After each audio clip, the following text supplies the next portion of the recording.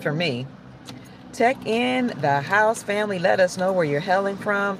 I just have to tell you that I have proof that Nasara is continuously rolling out. So, for all the people who's not sure about what's going on, sometimes you have to look for the small disclosures. You have to look at the announcements and read through all of the rhetoric to see that a lot indeed is happening. So Nasara and Jasara are rolling out. It doesn't matter what it looks like. I know a lot of people's attention have been on the war and some of the other things like high gas prices and all those things. But family, I just got an article that talks about the United States Department of Education being dismantled. This is proof that things are happening on our behalf. So check in. Let me know that you can hear me. Please send me, put a one in the chat because I did forget to check my phone and make sure Abundant Rise. I forgot to check and make sure my phone was receiving internet. Can you hear me? Yes, I see a one in the chat. Come in, family. I just left the coin shop because I wanted to see what was going on. And it was so busy that they had to take names and help people one by one because the silver prices are down to like $68 per ounce. And gold is below $5,000 per ounce. Somebody can put in the chat what the gold and silver prices are. So while that's going on, where the prices of gold and silver are going down, a lot is happening in the news. So let's talk about the Department of Education, because I just stumbled upon this article today. On Thursday, which would have been March the 18th, the Department of Education announced its plans to transfer $1.7 trillion worth of a student loan portfolio over to the United States Treasury Department. First of all, the 18th was right after the 17th. We're heading into March the 22nd. And remember what Sheikh Jacob Bey told us. He said 322 represents skull and bones. That's tomorrow. He said you're going to see some announcements rolling out leading up to 322 and skull and bones, and that day will mark the transition of power. So if you missed my video with Sheikh Jacob Bey, it's today the 19th. I thought it was the 8th. Oh, that was the 19th. So please go watch the video that he and I did last night talking about the transition of power. So we're headed over to the 22nd. This is critical that the Department of Education announced they were transferring $1.7 trillion of a student loan portfolio over to the United States Treasury Department. Why is that important? Because it lets you know that the United States Department of Education is ceasing to exist. Why is that important that the United States Department of Education ceases to exist? Because the United States Department of Education is actually part of the United States Incorporated. When the Chevron doctrine was overturned in the summer of 2024, the Supreme Court justices said that the United States Incorporated, the government had too much power. They overturned the Chevron doctrine, which had given the United States government unlimited power. The Supreme Court of the United States said that unlimited power was detrimental to we the people. They said that the United States government was unconstitutional, unlawful, and treasonous. They furthermore went on to say that any judge that participated with the shenanigans, that's my word, dealing with the United States government had also committed treason, and any judges that knew of a judge that went along with all of the things, the statutes, codes, and policies that the United States Incorporated had orchestrated against we the people. Any judge that knew of a judge that allowed that to happen and didn't report it to the president, they committed misprision of treason. That was in the summer of 2024. Then in 2025, President Trump came back. Some people call that this his second administration. I'll call it his third. That's why when you look at the movie Melania, which now is out, my granddaughter told me it's out now. I think she said Prime or Amazon or something. I actually saw the movie on the day it premiered. But when you look at the movie, if you pan over to the camera pans over to one of the cars, and the driver's license says 45 through 47, which means 45, 46, 47. He had three administrations. The Biden administration was just a cover. They just allowed Biden to run roughshod, do whatever he wanted in order to awaken the people while President Trump's administration was working in the background.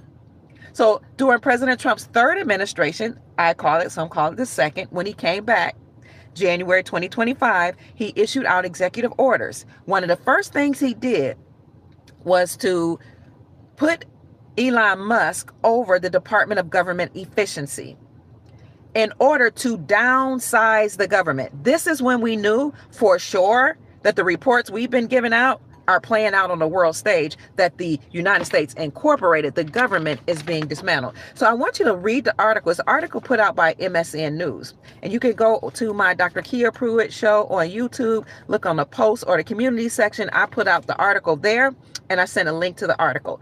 So those just joining in on Thursday, this is Saturday, it was 2 days ago, the Department of Education announced that they plan to roll over or transfer $1.7 trillion of student loan portfolio into the United States Treasury Department.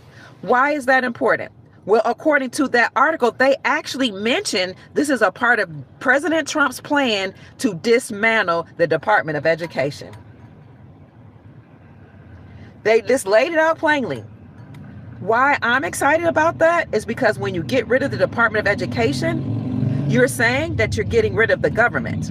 Now, this is interesting because just a few months ago, President Trump said that he had frozen a lot of money that was given to the Department of Education, but that he had intended to release those frozen monies or assets that the Department of Education had to the states.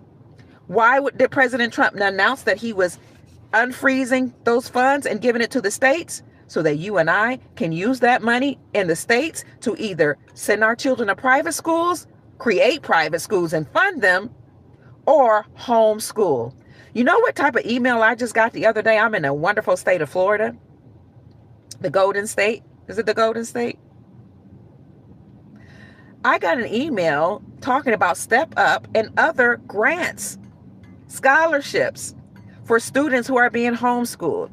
Because when President Trump unfroze those assets or those funds by the United States Treasury, by the Department of Education, he then released it to the states because states now are operating in their sovereign capacity. According to our republic, each state is a country. So states now can do a lot of things like educate their own children.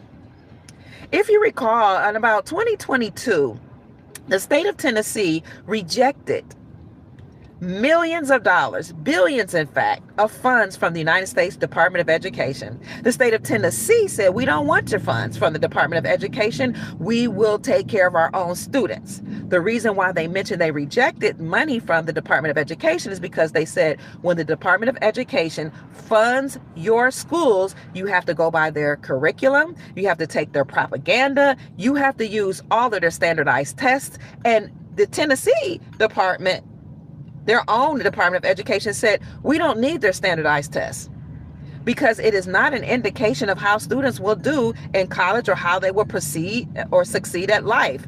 A lot of them are culturally biased. So we don't want the funds from the United States Department of Education. So Tennessee actually led the charge in 2022 for all states to reject funds from the United States Department of Education. So I'll just go over my notes just a little bit.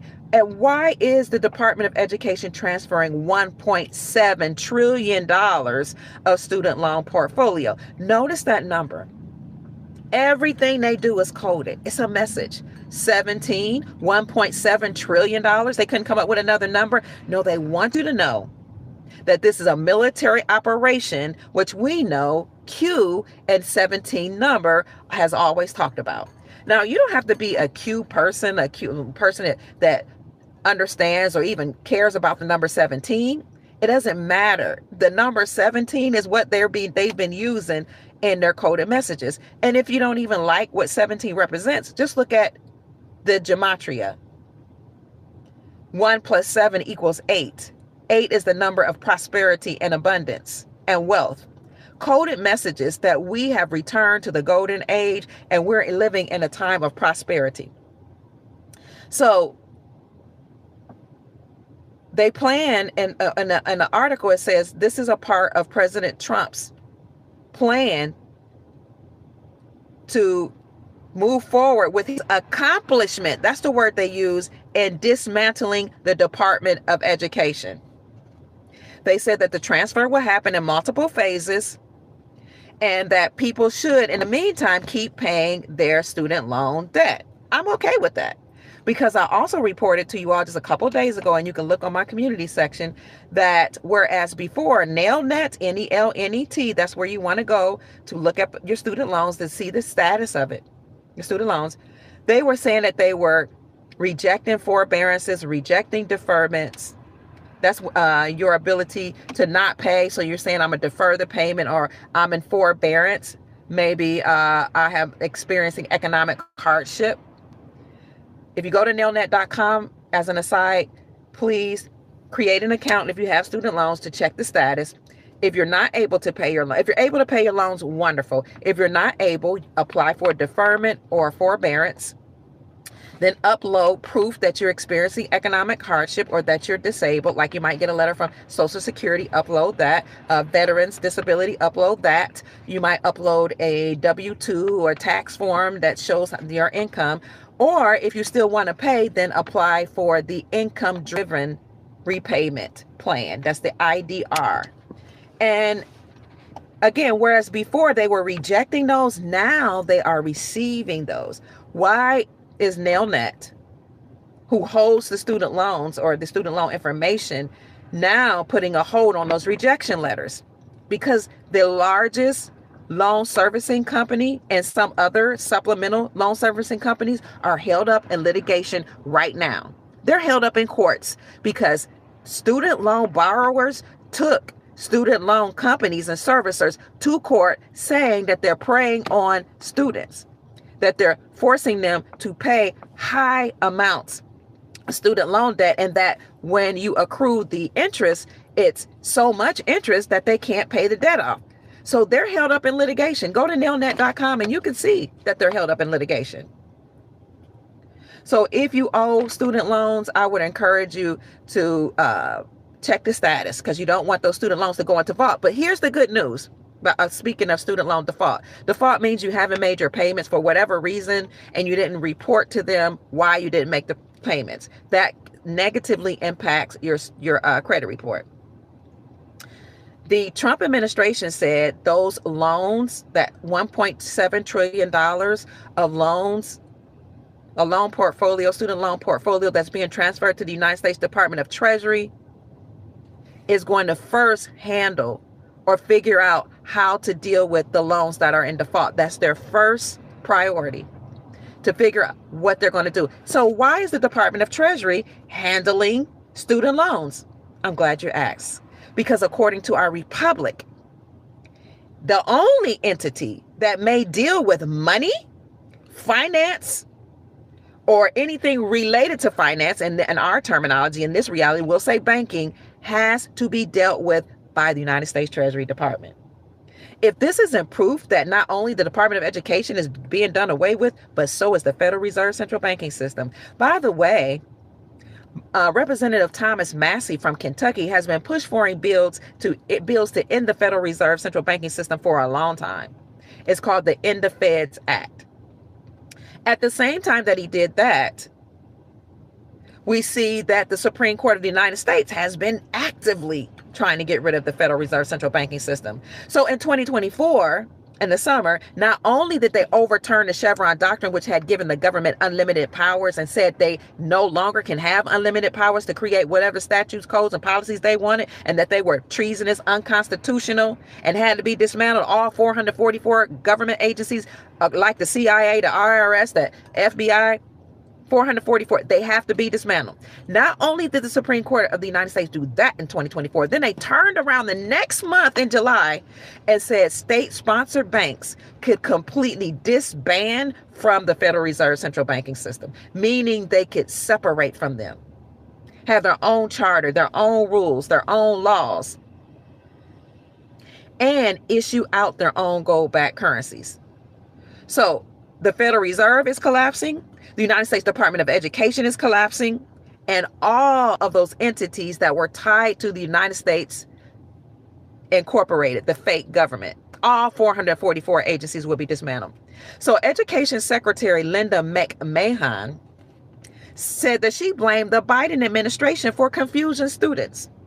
She said that he confused students as it related to their repayment of student loans, and she blamed the Biden administration for what she called erosion, his ability to erode students' trust in the federal government, or in the republic, the government.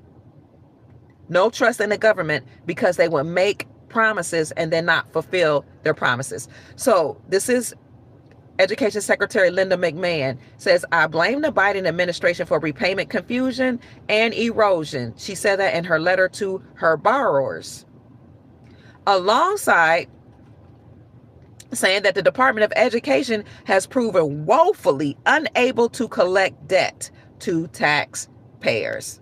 So she said that the United States Department of Education has done a horrible job of keeping students updated, a horrible job of preying on students, a horrible job of accruing high interest rates, because she didn't say this part, but forcing somebody to pay interest is against the Constitution. It's against not only the Constitution, it's against most communities, most countries' republic laws, their common law. It's against the Bible to put usury on somebody or interest rates. Good day, darling. Tony Hood. Good day, sweetheart. So not only did the department, the United States Treasury Department said, we're going to take over from here and we're going to handle the student loans, but they said that the status quo has failed students and mired our nation in a financial stalemate. The status quo, the department that has handled finances in America, has failed students and mired the entire nation in financial stalemate. And we know that's true because most people they couldn't pay their student loans if they wanted to. They can't hardly afford to live. People are stressed out because they don't have enough money. They're paying high prices, high gas prices, high food prices. So now the Department of the Treasury Department is saying, we got it from here. We're going to take over. And in fact, they went further and said it's time for an entity with deep financial and banking experience to take over the finances of this country and to support fiscal responsibility. Again, why is the Department of Treasury handling the finances and student loans? Because only the Department of Treasury can deal with money, fiscal responsibility, finances, and even banking, anything related to banking, according to our republic. This is proof for me that the republic is being restored, that Nasara is here. Now, the article would tell you that students ought to still pay their student loans. But I'm telling you, if you can't pay it, there are options out there. There's forbearance. There's a deferment. If you go back to school, or if you're already back in college, you can apply for a deferment. That means you're going to put off the payments for a while you're into school. However, interest rates are accruing. Or you can say, I need a 12-month forbearance. It goes up to like 3 years of forbearance and not paying it because you might be experiencing economic hardship. If you need it, use it. Just know that interest is accruing. But the interest is what is causing a lot of Americans to really go into debt as it relates to student loans, because they can't pay it. You might have borrowed $15,000 for a couple classes, but if you don't pay that in a couple years, that $15,000 can turn to 20, 30, depending on the interest rate. So This is good news that the United States Treasury Department is handling this. Now, when you read the article by MSM, they would try to spin it to say, oh, but the Treasury Department isn't capable of handling student loans. The Treasury Department isn't capable of handling debt. The Treasury Department isn't capable of this. So what does this mean for students? This means you ought to be aware. You ought to be concerned. Well, the United States Department of Education doesn't seem to be capable either. And that's under the old system. That's under the United States Incorporated. So the Department of Education has to collapse. This is just the beginning. Really, it's like the middle, because we've seen many articles come out about other federal entities like the IRS laying off thousands, tens of thousands of workers. Remember, under the Biden administration, they said they were going to hire like 88,000 IRS workers and give them guns so they can shoot Americans on demand if they don't pay their taxes. That was under the Biden administration. As soon as Trump came in, yeah, he said, no, we're going to put a halt to that. We're not hiring these people. And if anybody's already been hired, we're going to fire them. The Trump administration has let go a lot of people working for the government. Now, on the short end, in a short term, that could really cause a lot of families to struggle and suffer. But in the long term, we have to get rid of the government. We have to get rid of this financial system in order to turn over or return to the republic and our lawful system. So what else is in the news? I want to thank God for Gold Star Mother Susan Price, who sent me this article that said President Trump is wrapping up the Iranian war. Y'all got to go see that article. He said it's a wrap. It's about done. We're finished here. We've accomplished all our goals. That's it. That's it. That's all. So if he's wrapping up Iran and he's now in Cuba, and Cuba has so much pressure on them to end that administration, we're almost there. We're done. What Sheikh Jacob Bey said on yesterday about 322 marking the end of the beast, 322. Y'all know that number, skull and bones. They put it on all their regalia, 322, with the skull and the bones. Tomorrow is 322. He said that is the mark of the transition of power. We are there, family. And you know what's interesting about this season, March? We're in a season of Passover.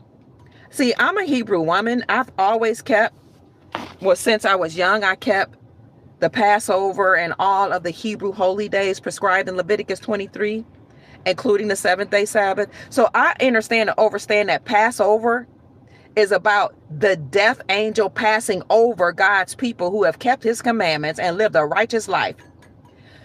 Passover in the Old Testament was about, let me know y'all still with me. You're welcome.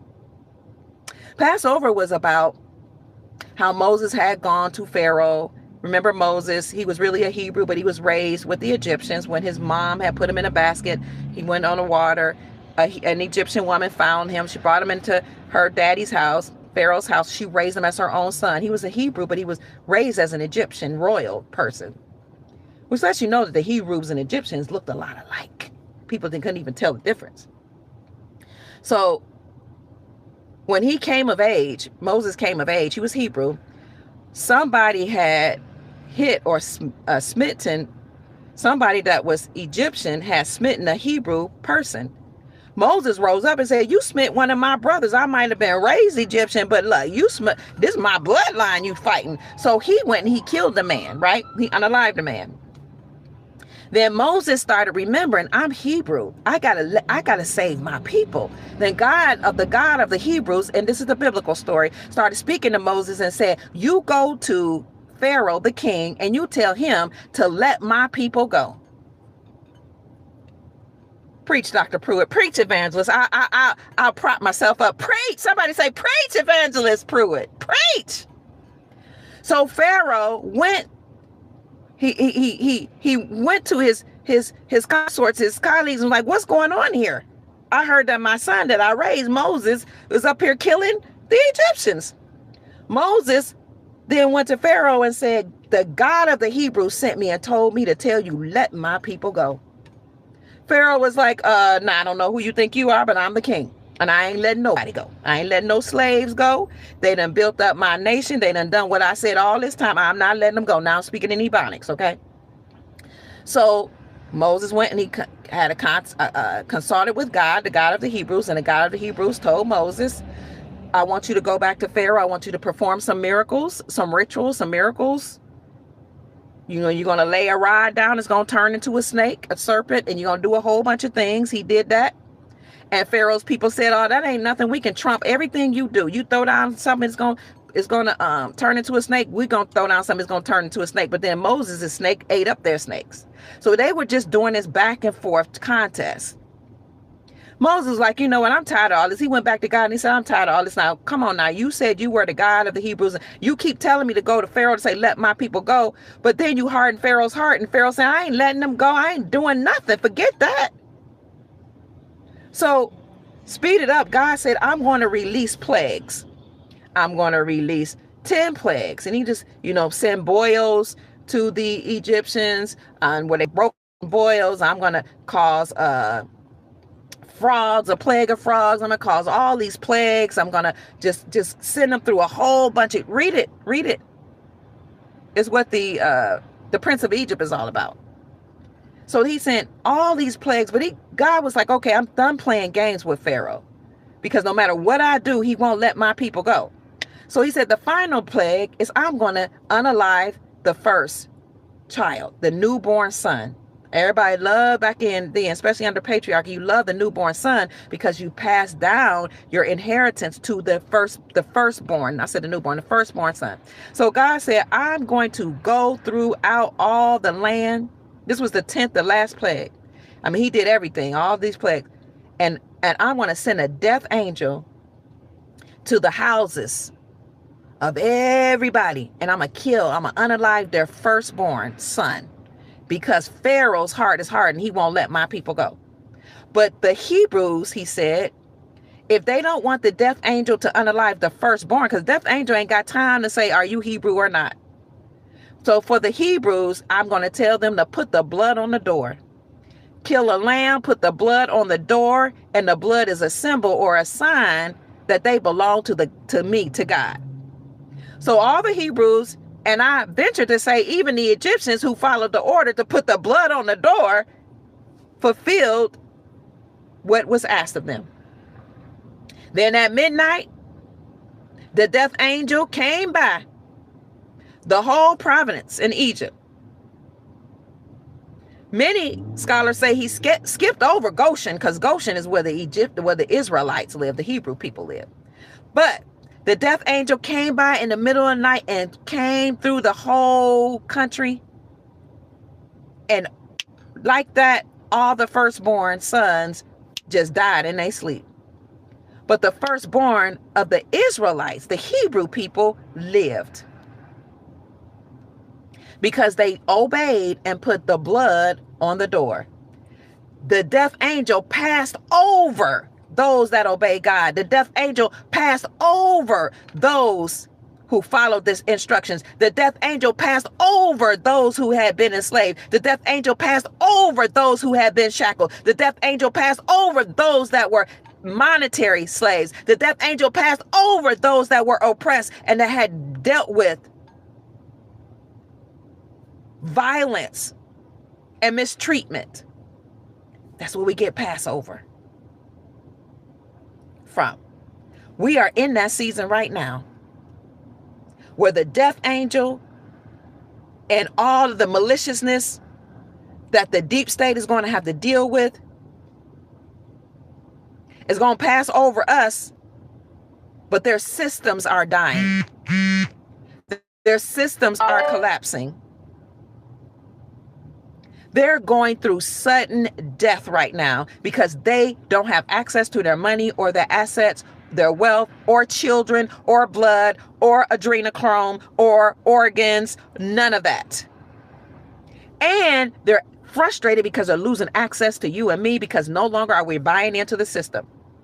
The fact that their corporations are collapsing means we're free now. Yeah, some of us wish we had extra income, but now we're free to create our own businesses. We're free to create our own jobs. We're free to do whatever we want on our own time now that we're not building up their empire. Oh, they're struggling. The death angel got a hold of them. This is the Passover season.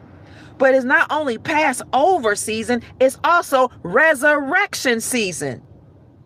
Because the other part of that, that's the Old Testament of Passover. When we celebrate Passover, we also commemorate the New Testament, when the Christ or the Messiah died for the sins of the world. Whether you believe in the Messiah or not, I'm telling you how, as a Messianic Hebrew woman, I was raised. The Christ died during Passover season. He did foot washing. He had the last sacrament with the disciples, the 12 disciples. That was the communion service that we even have that during Passover, even in the Old Testament. So he had his sacrament. He encountered a woman with a pitcher of water. That's why we were raised drinking water for communion and not wine or grape juice. I'm just telling you a story. So the Christ died. Daniel said that the Messiah would be crucified in the middle of the week, in the midst of the week. So Passover during that time probably fell around Wednesday, which would mean he went in the grave Wednesday night, Thursday night, and Saturday night, and then that Sunday morning he rose. Well, no, by the time they went to, when Mary and Martha, the sisters, went to the grave on Sunday morning, he was already gone. That meant he rose sometime on Saturday, the Sabbath day. Wednesday night, Thursday night, Friday night. And they say he rose actually somewhere between Saturday and sundown Saturday. But they say when he went to the grave on Sunday, he was already gone. When he died, his death burial was important because he was the sacrificial lamb. Remember, in the Old Testament, they had to sacrifice a lamb. They had to put the blood on the door. He was the last sacrificial lamb, and his death when he died and he bled on the cross, that was the sacrament. When he died and he went into the ground, he preached to the lost souls in the ground. And when he rose, all of the people's loved ones rose up out of the graves with him. What he was doing, they say in the Bible, he was preaching to the lost souls, offering them eternal life. And he was also taking away the power and the sting of the grave. He was taking control of death. He said, death is against my people. I'm coming against death. Death is not a beautiful thing. Death is something that's harmed my people. That's what he preached in the New Testament. And then he rose. What he said? All power in heaven and earth is given unto me. I'm just telling a story. I'm not saying it's real. I'm not saying anybody has to abide by it. I'm saying, as an ordained evangelist, I read the scriptures. I exegeted the scriptures. I read historical texts. I read many books. I learned how to exegete, meaning that I had to understand the etymology of the words.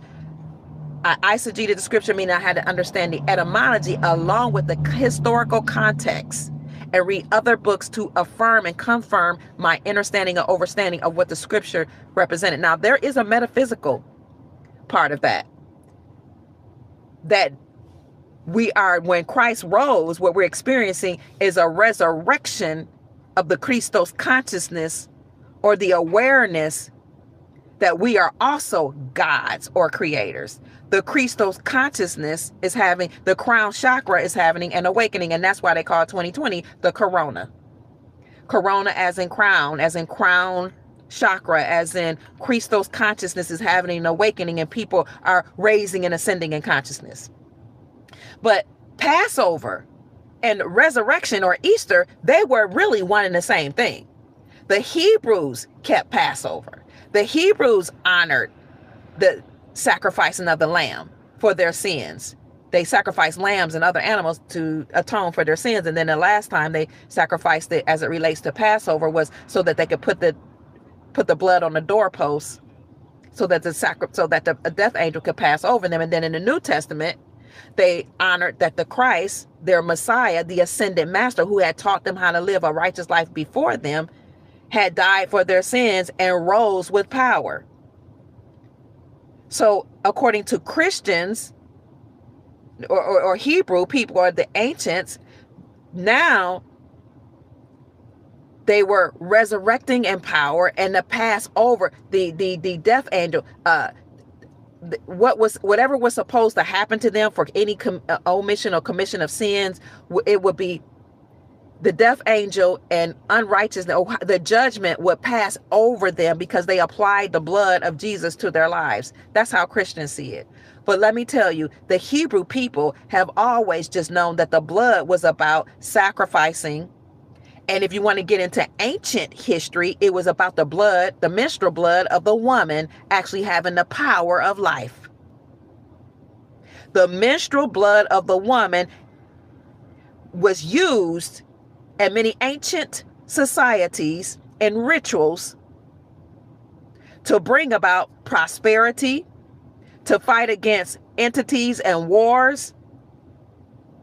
But that menstrual blood was turned into sacrificing people and animals, if you really want to get down to it. So the menstrual blood that was holy and sacred that came from the woman was then demonized. And the women who used the blood in their rituals were sacrificed and called witches, as if being a witch is a bad thing. Because really, the women were using their ancient ancestral powers to bring about change. But when the matriarchy was taken over by the Romans and these Aryans that came out of the caves, they unalived the women, they hung them, they burned them. They called them witches and warlocks, and the warlocks must have been the men. Said they were the men that went along with the women that were doing that. They demonized them. Then they said that blood was dirty and that was vile, and that the woman couldn't enter the temple or the synagogue if she was menstruating, as if she could control that. So up until I was like 20, even in my congregation, if a woman was menstruating, she couldn't come into the church or the congregation. She was considered unclean because she was menstruating. When before in ancient societies, the blood was not only clean. Think about the songs. Oh, the blood. Oh, it has power. Power in the blood. Power in the blood of the Lamb. Of the Lamb. There is power, power, wonder-working power in the wondrous blood of the Lamb. But when it comes to a woman's blood, it's unclean, it's dirty, it's filthy. She can't enter the synagogue. You see how our minds have been twisted and turned against the woman? Why do the people in power hate women so much? They even demonized her all throughout the scriptures. They even said she is the reason why the world is the way it is. See, when these entities came out of the caves and they took over these ancient societies, I study anthropology. You can't argue with me. And now science is actually releasing evidence of matriarchal societies for all those that say there's no evidence, it never existed. You never studied, you never looked for it. You didn't study anthropology. You didn't study the relics. You didn't study the culture. You didn't study the scripts like some of us who study anthropology did. Now look it up. They're discovering ancient societies that were matriarchal, and fathom that. When they came out of the caves and they killed the women and left the reserve of them and put them on islands like Lesbo Island. They called it that's what that word lesbian come from. And they raped the woman and took over her land because the inheritance, inheritance came through, was passed down from the woman to her children. Because no matter who the fathers were, the mama's going to take care of the children, and she's going to take care of the men. And egal, because the matriarchies are egalitarian society. I'm not even saying that woman is better. I'm saying they demonized the woman. They unalived her. They got rid of all the relics. They got rid of all the feminine expressions of God. There's a masculine expression and a feminine expression. They rewrote their books. And they said that everybody came from the rib of a man, which isn't even biologically possible. And then they blamed Eve for all the sins of the world. They rewrote the stories in order to make women seem like women are evil. Women have their issues, but humans have their issues. What's more likely, since everybody has a navel, and the navel is attached to the umbilical cord, is that everybody has to pass through a woman. Like, that's common sense. That's science. It's not rocket science. It's basic science. But they rewrote the books. And they told us to hate everything related to a woman, even her menstrual blood. But they can sing about power of the blood as long as it came from the man that they created. When the Council of Nicaea met in 322 AD, they changed a lot of things. They even changed Passover to Easter. So they were like all these Hebrew people. Well, who are the Hebrew people? The Hebrew people are the American, Asiatic, black folk. African Americans, black, colored, Negroes, Negies, indigenous. They were also considered Hebrew. Interesting. So why were they celebrating things like Passover? Because Passover actually, when you look at nature, has to do with the season of life, spring, resurrection. When now all the things that were dead during the wintertime raise up to new life, resurrection. New life, the flowers bloom, the trees bloom, the grass, the blades of the grass become more beautiful. The hours, the sun is up. And it's in the sky longer than it was in the wintertime. The farmers knew what things to plant during that time. All of the agricultural societies honored and venerated the sun, the seasons, the waters. That's why they have water gods. The feminine, because they brought forth life and they knew how to work with the blood, with their ancestral rituals. It's interesting that they called the woman who menstruate unclean, but they'll drink blood or symbolic blood with wine or grape juice. It's interesting that we will call societies that have rituals working with blood demonic, but we'll drink blood at a sacrament. We call it communion. And we'll eat the flesh and body of Jesus, or the cracker or the unleavened bread if you're Hebrew, to represent the lamb or sacrificial lamb Christ. So when the Romans overtook these societies in 322 AD and they changed the biblical text or whatever are the different things are the ways that we did things, they said, we're going to get rid of Passover. We're not going to let them know that Passover, the story, even came from the agricultural ways, their indigenous agricultural ways about the sun rising. Okay, about fertility. They were blessing fertility. They called it fertility goddess because they were venerating the concept of fertility, and they associated a goddess with fertility because that's what they did in ancient societies. Now, they don't have a problem with worshiping a male god. That's the Father, Son, and Holy Ghost, and they're all males. But heaven forbid you mention a woman, that they're actually talking about the Father, the Son, and the woman. So they said, we're going to do away with Passover since the Hebrew people keep Passover and they're really honoring and venerating fertility and a fertility goddess. And we're going to tell them to worship our goddess Ishtar or Estre. And we're going to call this Easter. And that's why we have a rabbit, because rabbits are prolific and they have lots of births, right? And we're going to have eggs and rabbits. And we're going to make it around the same time that they honor and venerate the Messiah, Christ. And instead of calling it Passover, we're going to call it resurrection. That's okay. My point is, this is resurrection season. It's the death, burial of one old system of sin. It's the sacrificing of entities.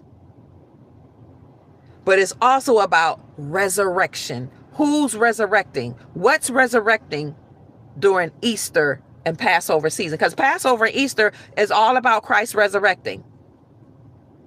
It's even about the Old Testament when the death angel passed over God's chosen people. So right now, people are being arrested. That's passing over us if we've been living righteously. Right now, what's resurrecting is a whole new system behind the scenes.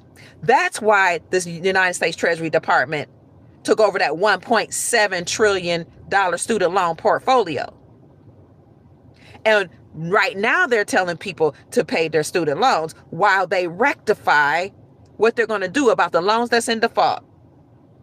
What they're going to eventually do is do away with debt. They have to.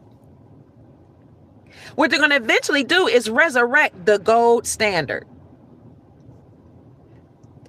Skull and Bones 322 is tomorrow.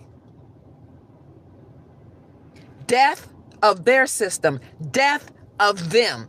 The death angel is dealing with them. But Yeshua HaMashiach, the Messiah, the risen one, the ancestors, if you don't believe in Yeshua or Jesus, which really there was no J, so you put an I there, ISIS, the divine feminine and divine masculine, but many people say this is the era of the divine feminine, is coming to resurrect the people.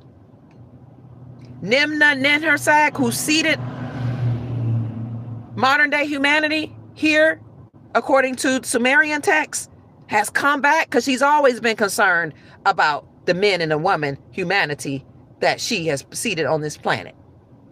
If you buy that story, you can call it Ninhursag, you can call it Nimna, you can call it ISIS, you can call it Jesus, you can call it Yeshua HaMashiach, you can call it Yeshua, you can call it the Christ, the Christos consciousness rising. This is the second coming of Jesus.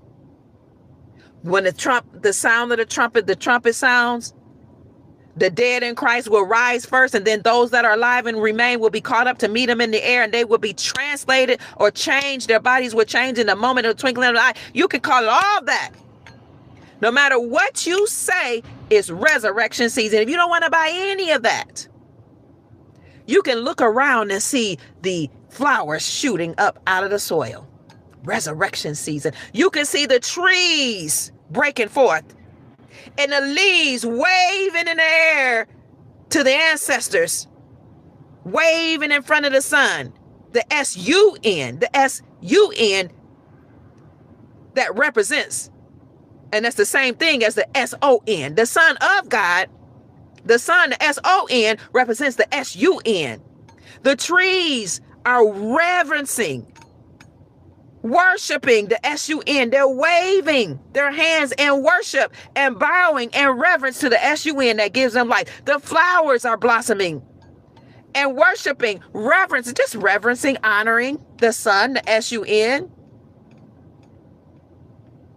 It's resurrection season. So any of you that represent or celebrate Passover, God bless you, heaven smile on you, is my prayer, because you understand and you understand deeply what it means to be buried in debt, buried in sin, buried in woefulness, buried in angst, buried in anxiety, buried in depression, buried in hopelessness, buried in helplessness, buried in trauma, buried in bad news, buried, and using death money with all these spells on it to keep us enslaved. You know what it's like to feel like you're dead.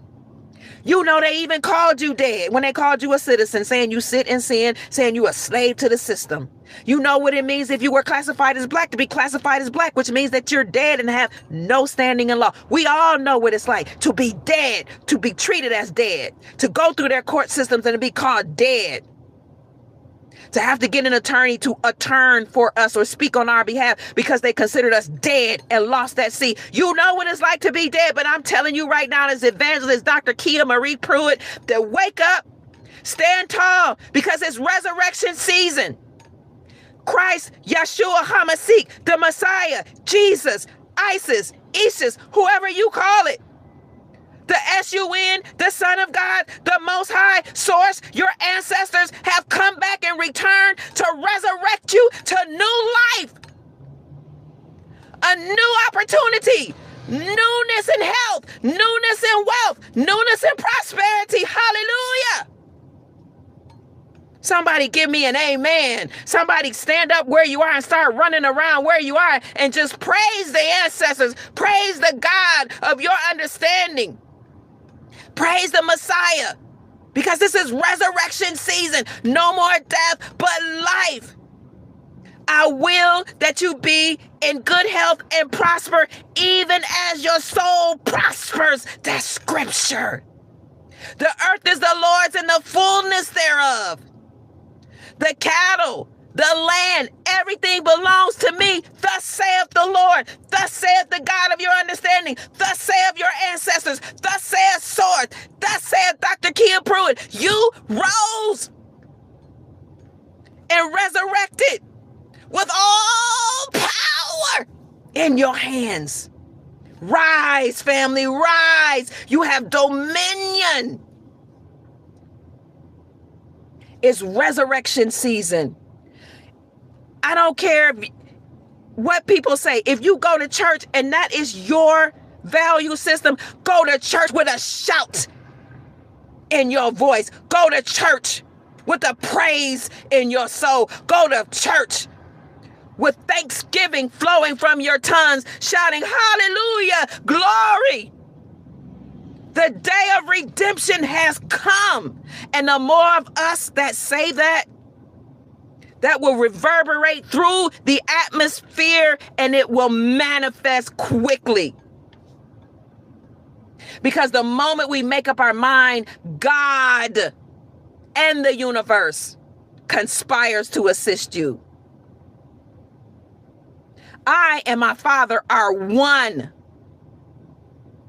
The scripture says, no man, when Christ was speaking to his disciples, he said, no man come unto me except the Father attracts him, except the Father calls him. The metaphysical part of that is no manifestation, manifestation comes unto me except the Father draws him. Who's the Father? I and the Father are one, except my higher consciousness attracts him. With my highest consciousness, knowing that I have power, I declare victory. I declare resurrection. I declare healing. I declare prosperity. I declare health. I declare wealth. I declare you being freed from the shackles that enslaved you. I declare no more debt, no more sin. Debt is sin. I declare a release of our funds. I declare a release from the captivity of financial bondage in the name of my own self, Dr. Kia Pruitt, in the name of Yeshua HaMashiach, in the name of my ancestors, in the name of God, the Father, the Mother, the Son, everybody, in the name of the Soul Tribe, we declare it to be so. If you keep Passover, dance like David danced until you pass out. Because when you're dancing, you are changing the atmosphere.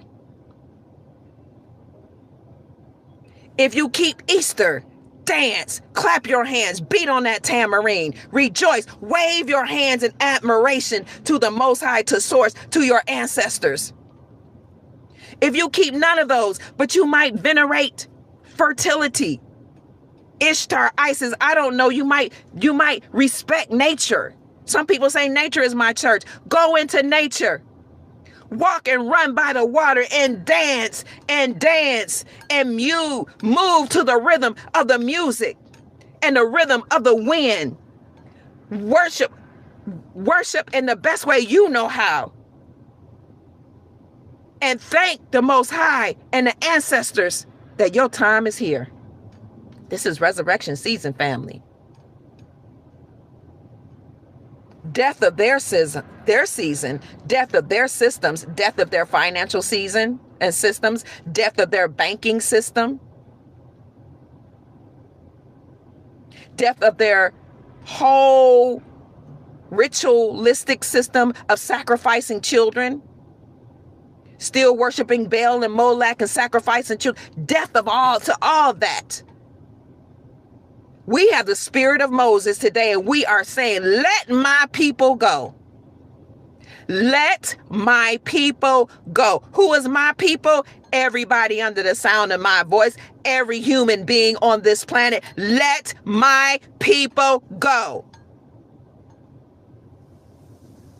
When we learn to use the power that the ancestors, our forefathers gave us and that the Most High gave us and start speaking, that's when we can break up the fallow ground.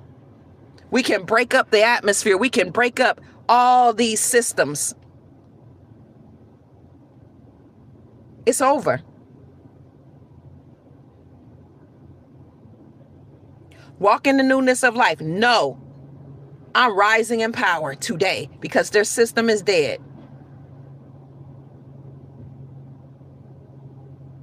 You know, in the old times, you had to apply blood to the doorpost and the death angel would pass over. Right now, apply love to your heart. Apply love to your soul. Apply love to your life.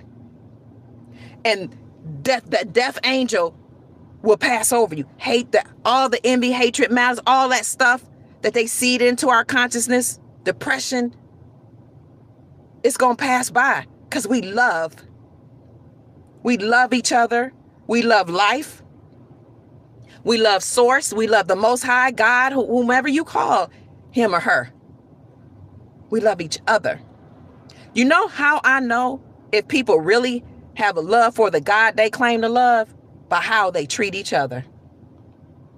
Because you can't say you love God or Jesus or Mother God or even nature if you don't love the person that's right in front of you. If you don't love yourself enough to walk up out of the shackles that the adversary has put on you. They got us so shackled and in chains, they don't even have to put shackles on us anymore.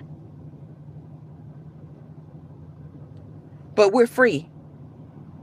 Lift up your leg and be free. Go out in nature and dance. Go out somewhere today and dance and just move and sing and be free. Shout with the trumpet of Zion, the trumpet with your voice, saying, I'm free! Free at last, free at last. Thank God Almighty, we are free at last. When we say that, and we say it knowing that it's true, not believing, but knowing that it's true, it happens. Whatever you think about, whatever you say and focus on is what manifests and magnifies in your life. Shabbat Shalom, family. It is the 7th-day Sabbath. So we declare it, family, that all the curses, they're broken. I love you all with all my heart and soul. I just came to tell you that it's over. Sheikh Jacob Bey, who knows how to break down all the numbers and he understands codes, said tomorrow, I think it's tomorrow, that's 322 represents skull and bones. It's over. It's a transition of power. He went all through his documents to prove that the rituals that they have been doing show that there's a transition of power from the deep state, the dark entities that enslaved the planet back. Everything's being returned back to we the people. I love you too. So Even though you may be looking at silver and gold and seeing the prices going down, it might look like things aren't happening for us. Know that the prices are being suppressed. Some people are selling off their assets, but also the people in power are suppressing the prices.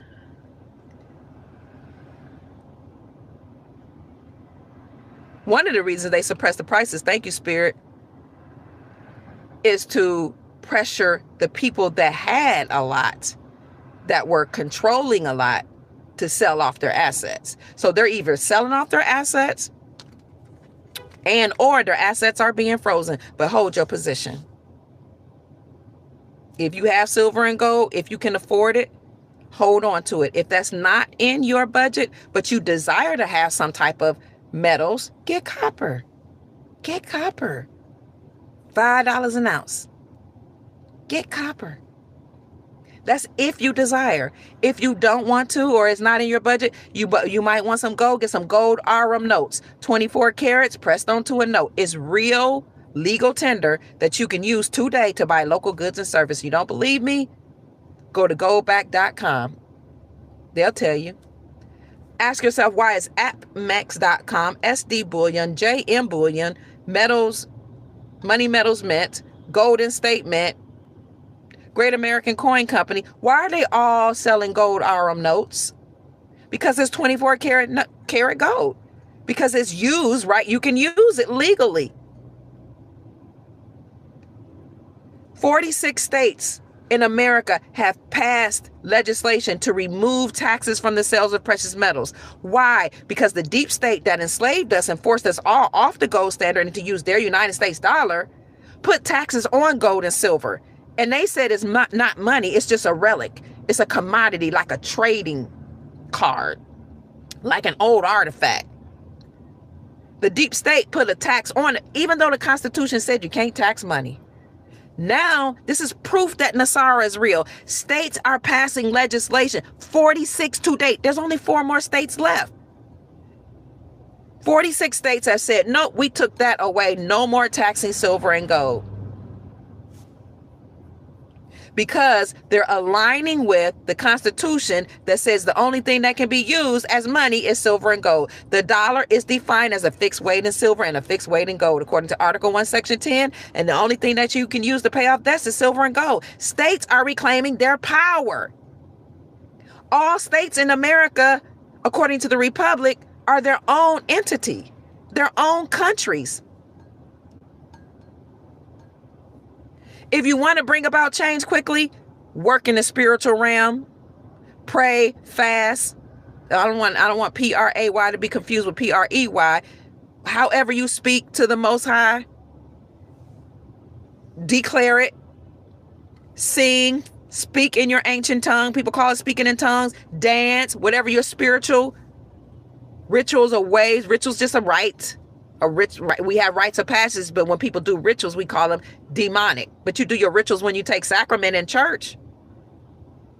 Whatever rite you do to get the attention of the ancestors, that's why they did away with ancestral reverence and speaking to the ancestors and holding ceremonies to the ancestors, because they didn't want you to utilize the power that your culture taught you to invoke your ancestors, to invite them to come into your life to help you. They can call on Jesus if they're Christian.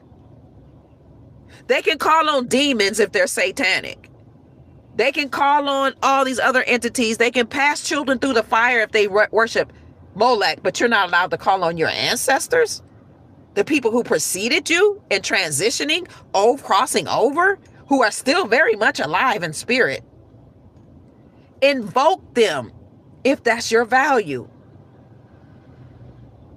Call on them. But if you say the spiritual way is not my way, then you know what? Go to your local system and change the laws. Because the Constitution says that local communities and local governments have more power than the federal government. Local communities have power. Go down and work at the state level, the community level, the local level. Change those laws. Put pressure on people that's in power. You know what's interesting to me It's how we believe in marching and screaming and hollering and protesting when the deep state tells us to do that. When they told us that somebody was unalived, even though it could be AI, we never met these people. We don't know who they are. The deep state tell us to march because a black man was killed. You don't know that black man from Who Shot John. You don't. He looks just like the entertainers. You know, O.J. Simpson, we finding out that the trial was fake. We should have known that when the lady that is a news anchor person that looks like Nicole Brown Simpson. Forgot her name. Looks just like her. When she came in to start doing news, we was like, oh my God, that look like Nicole Brown Simpson. Maybe the O.J. Simpson trial was fake. And then I showed you a video where they said all of those courtrooms were actually Hollywood studios. Thank you, Megyn Kelly. Looks just like Nicole Brown Simpson. So maybe the O.J. Simpson trial was a fake. And George Floyd looks just like that guy who says, oh, I'm just his brother. Put it right in our faces. They call us brothers. I'm a football star and I just happen to look like him. But when the deep state tells us to rally and protest and tear up things, when the deep state tells us to march in the streets and fight against the National Guard and the police because we're mad about a shutdown, we rush to the streets. When the deep state told us to march around the banks, and I understand that, and tell the banks, we demand you stop with these balloon mortgages during the housing crisis in 2008, we'll do that. But now that we know that the Epstein files has been released, and we know that judges, lawyers, entertainers, presidents, teachers, doctors, coaches, pastors was molesting and raping children, eating their flesh, drinking their blood, harvesting their organs, everybody's quiet. Where's Black Lives Matter? Where's Antifa? Where's all the concerned people? Nobody cares about the children. Everybody's quiet. I'm waiting on Trump to take down the deep state and arrest the people who did these things to babies. You don't care because you was marching in the streets when Hollywood told you to march, when the pastors told you to march. But now that the babies are involved, you're silent. We're silent. We don't care. We don't care. Because you know what? If we cared, we withdraw our energy from their entertainment systems. We'll withdraw our children from their schools. We'll withdraw ourselves from their jobs by creating our own. I know we got to create our own first. Get busy. What are we doing? Do we really care? No wonder they've been allowed to rape children for hundreds of years. We just handed over our children to the school system, just handed our children. And I understand because we had to work. But now that it's out, who's crying out? Save the children. Who's marching through? What churches are organizing the people right now? All these pastors that were about Black Lives Matters, all these black fraternities, Greek fraternities and sororities who is so concerned, all these attorneys who is telling everybody, yes, sue the government, tell them to burn it down, I'll represent you, go ahead and get arrested, I'll represent you. All these judges who thought it was a good idea, all these people who is telling us to take to the streets are quiet now. Where's the churches? Where are the pastors? Where's the judges and the attorney? Oh, they were complicit. Some of them joined in order to get the 501c3s, in order to keep them. I see. In order to move up in the Boule, in the secret societies, in the Skull and Bones, in the Eastern Stars, they had to be complicit in the raping of children. Or they had to turn their heads when they knew their fellow fraternity brothers were doing it, or sorority sisters were doing it, because they wanted to hold on to their status and their money and their position in life. We got to do better. Our children are our future. I know we're tired. We need a break. We raised them all day. We're tired from working all day. We got to deal with traffic, fight through traffic, then go and build up somebody else's business. But you know what? If we don't have a mission for our lives, we don't know why we're here. We don't have a vision. Can't see what our goal in life is. We don't have a vision for yourself or your family. You're going to build up somebody else's wealth, and you're going to perform their mission and vision for them. If you don't have a mission statement or a vision statement for yourself, somebody's going to create one for you, and they're going to have you fulfilling their mission and their vision. Hence the reason these billionaires and millionaires continue to do whatever they wanted to do in their corporations, in their banking systems, in their courtrooms, because they had a vision. But their day is over. I'm done with them. I'm going to do my own little ritual. I'm going to write down certain things and I'm going to burn it up and say, this represents the deep state, and I'm going to burn it up. You know, I grew up in an era where the church demonized all other cultures a lot. But then they would tell you, write your blessing down on a paper, the things you want God to do. And then we're going to do something outside. We're going to all put down the blessing and we're going to put it in this fire and let the smoke go up to God. Because this ritual is going to bring and manifest your harvest. But they would demonize the people that would do rituals, dealing with blood, dealing with fire, dealing with calling on their ancestors, dealing with dancing and passing out, dancing so hard you dancing yourself into a frenzy. They call that a seance when other people doing it. Like we gotta like reconstruct our minds. Whatever you need to do to get free, as long as it doesn't harm people. Speak to the ancestors, get it done. Let's withdraw from the system as much as we can. Like a lot of us are on social media right now. This is how we communicate. But some of us are on it so much that they now are siphoning all of our energy. And it's crazy. Even if you might use AI to work with business, but then they take all your information, take all your energy. It's like, we're tired of this. At some point, we're going to revolt against the system. But my point here today is that they're dead. They're done. It's over. It's a wrap.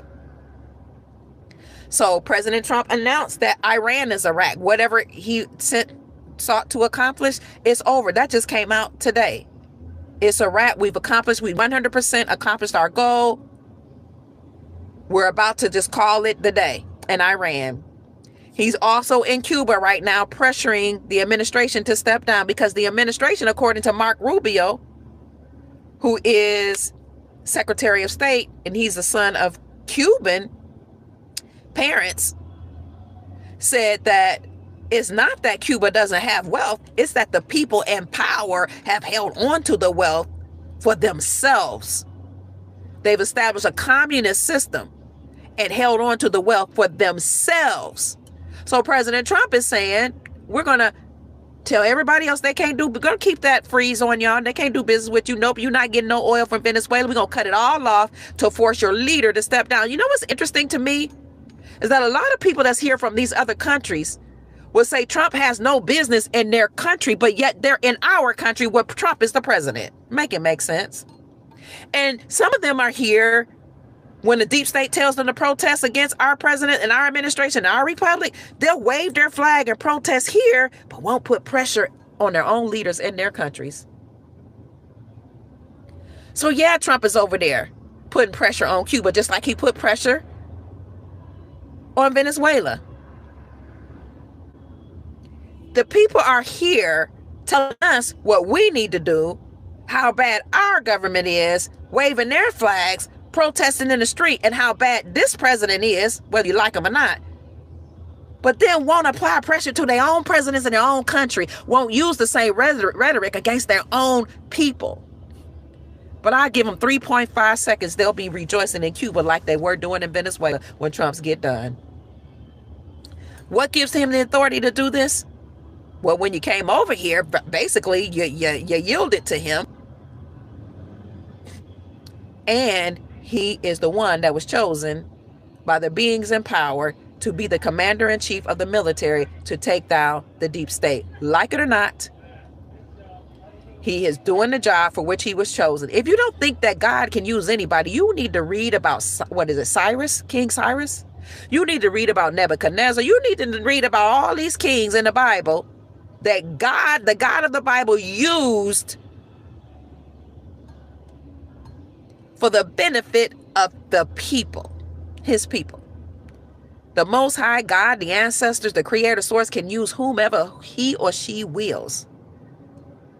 And then after the work is done, President Trump will step down. He is the trumpet in Zion. A trumpet is a shofar. A shofar is blown. I'm Hebrew, I know. We blow it at the beginning of a feast, at the beginning of a high holy day, at the beginning of the new moon, at the beginning of the Sabbath day.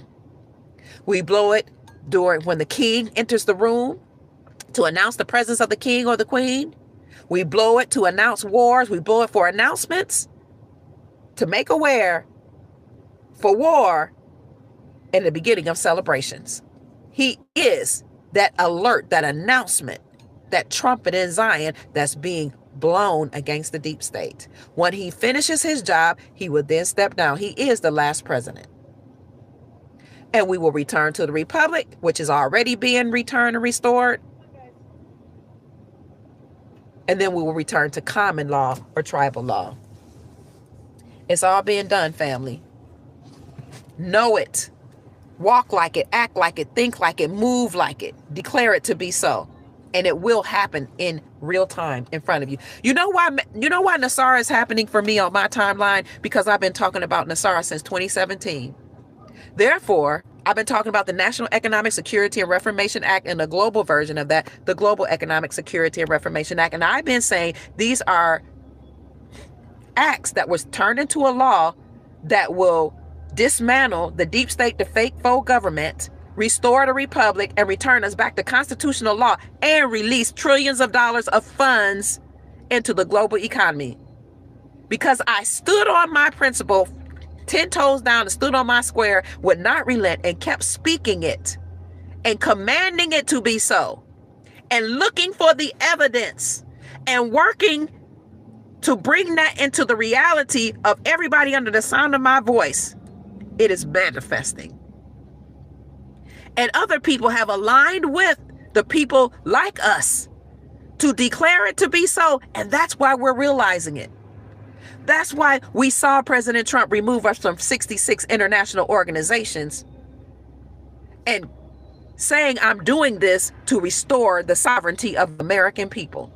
Because we stood on principle. We stood on what we knew to be true. I don't care that people said, oh, she's been talking about Nasara and Jasara for a long time. She looks like a fool. No, I don't. I look like the prophetess that I am, the woman of God and goddess that I am, and the God that I am, the creator. That's what that God means, that I am. I spoke it and I see it. Trump created the Board of Peace to replace the United Nations and said all these international organizations did not serve us. But I'm returning power back to the people. He brokered trillions of dollars in deals in the Middle East last summer. Then he brokered a big deal with China. He brokered deals with Iran before the Iranian war. You think this isn't just something that come on, it's orchestrated.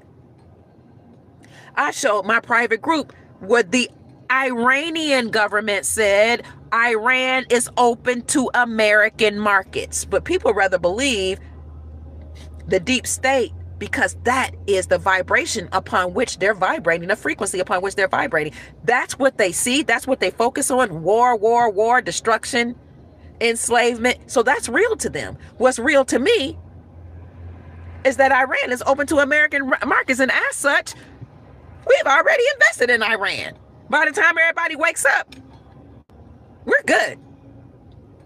You know, the people who said Trump was only in Venezuela to steal their oil, they believed that. They spatted that out. They got on their high horse, said he's a bad man, blah, blah. We said, in our reality, Venezuela is free. In our reality, Venezuela is being brought back into North America, back to Turtle Island. In our reality, it was working in our favor. Do you know what? We showed our private group where the Venezuelan government said President Trump bought oil from us, and with the resources with which he bought the oil, we're using it to back the Venezuelan bolivar to revalue our currency. You know why we were able to find that article? Because we know that we're manifestors, and whatever we speak and think is real. We're operating in 5D. So we saw the article from the Venezuelan government that said that President Trump paid for the oil, and we're using it to back up our Venezuelan bolivar, and we're revaluing it. We operate on 5D. So we saw when President Trump says, I'm going to remove sanctions from Iran in the summertime. We saw the articles that said Iran is unveiling their new currencies. But you know who didn't see it? The people operating on 3D, who said that we're liars and we make up stuff. And that I'm an agent of the deep state, and y'all need to be careful of me because I'm an agent. And I'm calling different people on them. I'm trying to get them in. I don't even know these people. But you know what? Everybody's an agent. Either you're an agent of chaos or you're an agent of peace. Which one are you? Are you an agent of detriment and hell and death? Or you're an agent of life and peace, power, and prosperity? Over here, we're agents of the latter. We only focus on the good. We see the good. We see some bad that people are doing, but we choose to have blinders on our eye and know that sometimes things are going to happen that are bad in the short term because we're at war and there are casualties of war. But overall, we've declared victory years ago. We declared that we were on the gold standard years ago, and that's why when gold was only $10 an ounce and $11 an ounce, $14 an ounce, people in the Soul Tribe was buying it up. Well, everybody else was making fun of the people in the Soul Tribe. You know why Nassar and Jassar is real and it's working out right now in our favor? We can see the dismantling of the IRS. We can see the FBI agents are being arrested. We see judges being arrested and report on it. We see the United States Department of Education being dismantled in an MSN article that came out today about what happened on Thursday, saying that Trump is dismantling the Department of Education and turning over those duties to the United States Treasury Department. You know why we see that? Because we're vibrating on a high frequency and we're living in 5D. And whatever you think about and speak is a reality for you. We're free. We're sovereign. That's why we were able to see the article when it came out 3 years ago that said banks were ready for foreign currency exchange. Banks met globally to discuss their preparedness for the foreign currency exchange. That's why I got on Facebook, on all my platforms. That wasn't 3 years ago. I think it was 2023, 2 years. Yeah, that was 3 years ago. Banks are ready.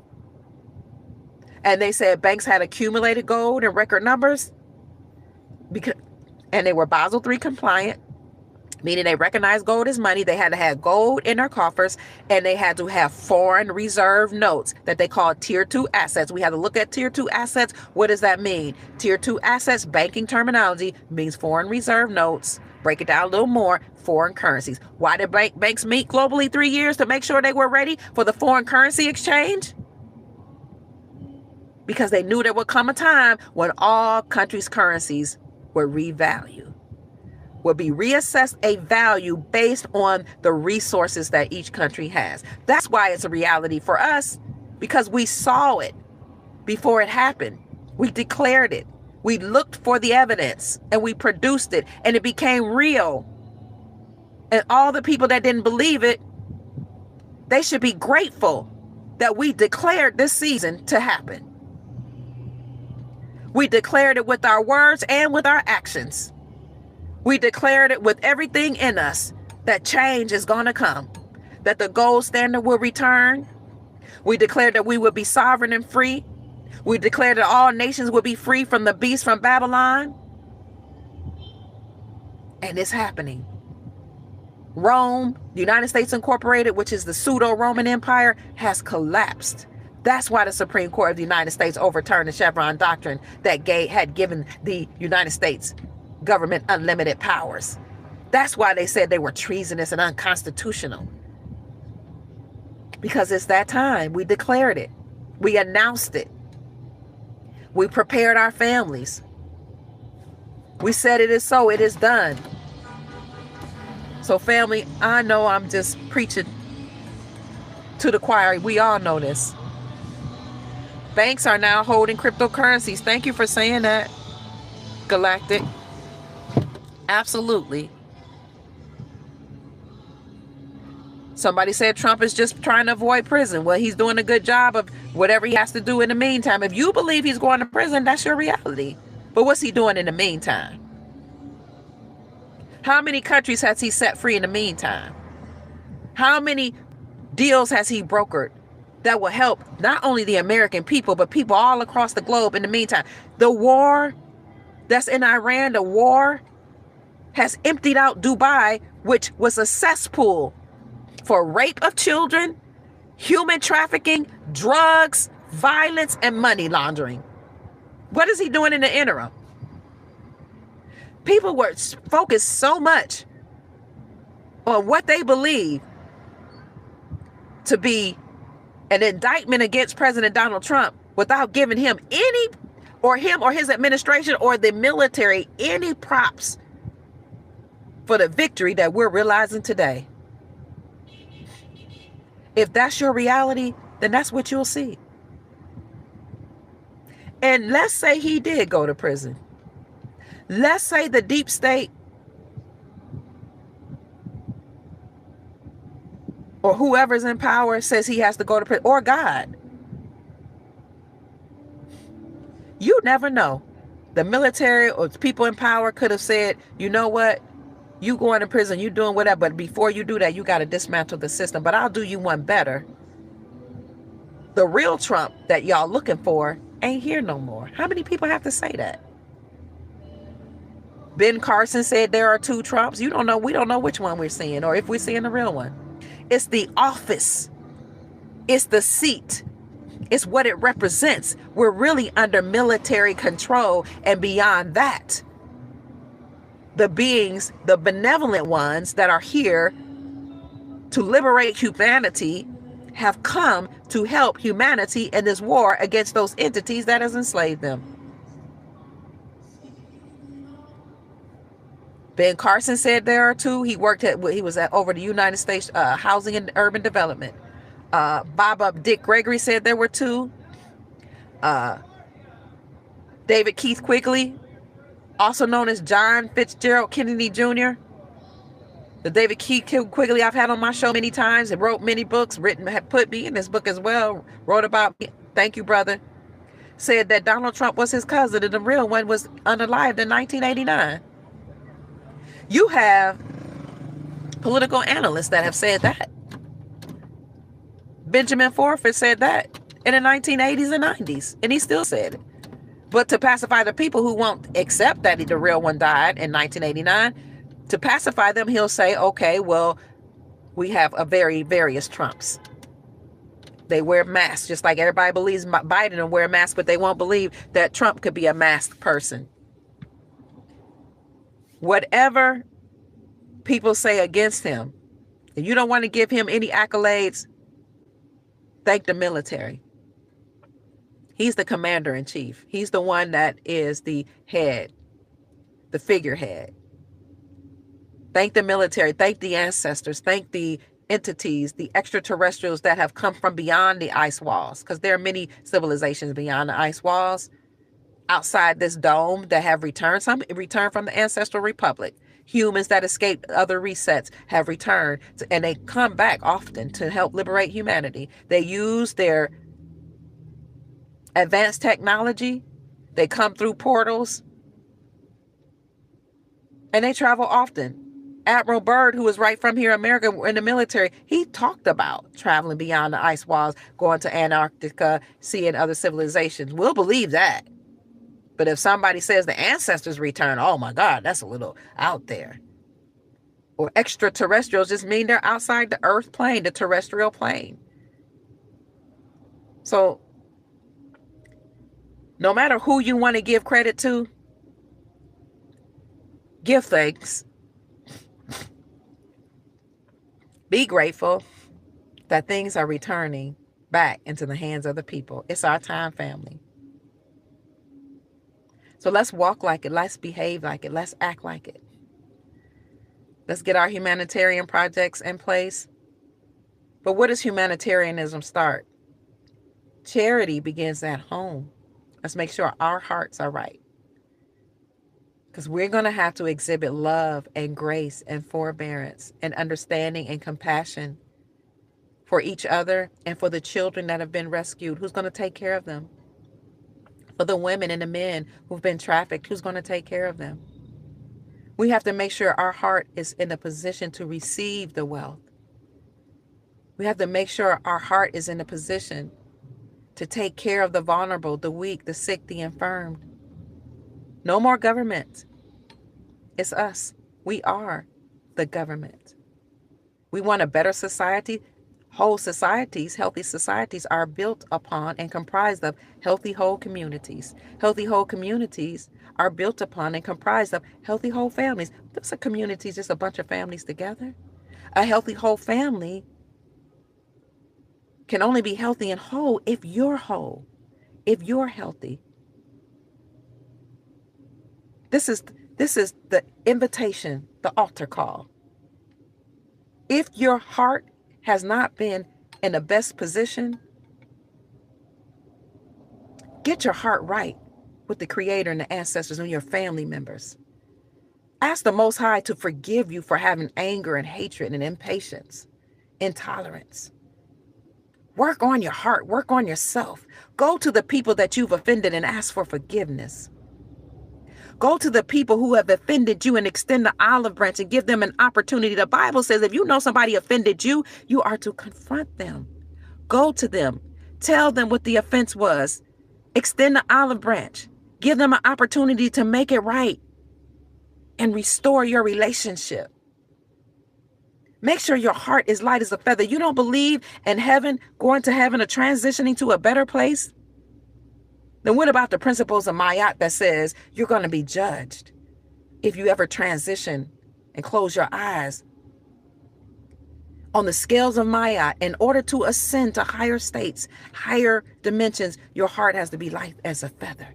This is the invitation call to get our hearts right with God, with our husbands, our wives, our children, our grandparents, our elders, our community members. Because if our heart's not right, we will waste and run through the wealth. We will not do the right things with the wealth, and some of us won't even get access to it. Because the quantum financial system is not just a blockchain system, it also reads your energy. And if that system that was gifted to us by the benevolent Anunnaki or benevolent extraterrestrials or source, if it reads that your energy is off, you will not have access to your wealth. Get your heart right. We're moving to an era of love. If your mind is discombobulated with confusion and anxiety and depression, work out whatever is causing those issues and get it right. Restore your relationships.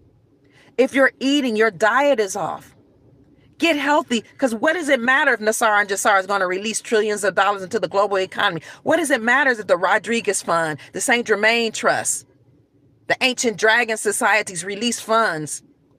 The trillions of dollars are being released. What does it matter if the Sovereign Wealth Fund that Trump created as soon as he came back in 2025 is released to help the infrastructure, to invest in the people, and to create freedom cities? What does it matter if all that's released, but you are sick, too sick to enjoy it? Or you check out of here. What does all that matter? Eat right. Be healthy. Expend your time getting your heart, your mind, your spirit right. With spirit, breath, the breath of life. Some of us are out of breath. We breathe shallowly. Why? Because we got angst in our heart. We have trauma trapped in our hips, trapped in our muscles, trapped in our bodies. We're anxious. Stretch. If you're not against yoga, do yoga. Yoga is about the unity of mind, body, and breath. But some people are against it. It's not a part of your values because of maybe the mantras that some people say. I don't know. But breath is spirit. Get your breath. We always say, I want to be whole, mind, body, soul, and spirit. Soul, that deepest part of you. Spirit is breath. Get your breath. Learn how to breathe right. This is the invitation for us to acknowledge that we have areas of our life that we need to improve upon. And when we improve upon that, then we're letting the ancestors and source and the Most High know I'm ready to receive my wealth. Some of us have held up the wealth ourselves because we weren't ready for it. Learn wealth management. Learn budgeting. Get your financial house in order.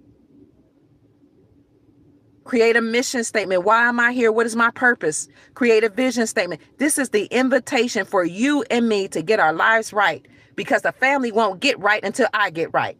My son asked me the other day, he challenged me, why haven't we had a family meeting? You keep talking about a family meeting. I said, because I have to get right and make sure I'm completely right. I know my mission statement. I know my vision. I'm working it every day. I'm fine tuning that so that when I do call this family back together, there will be established order, because I'm the head of the family. Now that my husband has passed, I am the matriarch. You are the matriarch. You are the patriarch. Why do you expect your children to live right and do right if you're not doing right, if your heart's not right? Because they're not just listening to what we say. They're listening to what we do. They're watching what we do. So let's get our hearts right. Let's get our finances in order as much as we can. Let's develop a mission statement for ourselves and our family. Get a vision statement. What do we see for ourselves in the future and our family in the future? And create a family plan and a family constitution. Have a family meeting and get them together and learn what their values are around wealth and money and health. Get that in order. Then do the humanitarian project. Why we keep asking about humanitarian projects to go heal the world and you're sick? Your family's sick. Your marriage is sick. Your relationship is sick. Your children are sick. Your elders are sick. The family's broken. Humanitarian project? How about starting at home? How about starting with Kia, with self? Look in the mirror. I'm looking at the man in the mirror. I'm asking him to change his ways. Let's get our hearts right. Let's get our families together and work from inside first and then outwardly. I love you. My purpose is to inspire you and encourage you, family, to live your most fully actualized self, to maximize your potential fully. And I trust that I said something to raise your vibrations and inspire you to create the most amazing life that you desire and deserve. Because you decided to come here to help deliver humanity, including yourself and your family. I love you, family. Take care. Happy Sabbath. Shabbat Shalom. God blessings be upon you. Go and make this a great day, and we'll talk to you tomorrow. I love you. Peace, family. Go make this a great day, and take care.